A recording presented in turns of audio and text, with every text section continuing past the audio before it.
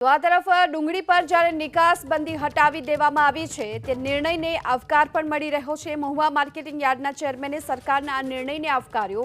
સરકારના નિર્ણયથી ખેડૂતોને આર્થિક લાભ થશે, ઘનશ્યામ પટેલે કહ્યું છે। જે કેન્દ્ર સરકારે ડુંગળીની 3 લાખ ટનની નિકાસ માટે મંજૂરી આપી છે।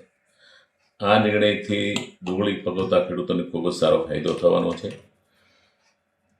8 ડિસેમ્બરે નિકાસબંધી થયા બાદ જે ભાવો ઘટ્યા હતા, જેને લઈને સરકારશ્રીમાં અમે રજૂઆત કરતા રહેતા હતા, પણ છેલ્લે ગઈ તારીખ 15 તારીખના રોજ દિલ્હી ખાતે માનનીય મંત્રી શ્રી માંડવિયા સાહેબ અને રૂપાલા સાહેબ બંનેને આ બાબતે રજૂઆત કરી અને 16 તારીખે જે ગ્રુપ ઓફ મિનિસ્ટર્સની જે કમિટી મળવાની હતી, એ મિટિંગમાં આ બાબતે તેઓએ ખાસ રજૂઆત કરી અને આ એક ન્યાયી નિર્ણય ખેડૂતો માટે લેવાયેલો છે, જેનાથી ખેડૂતોને ફાયદો થશે।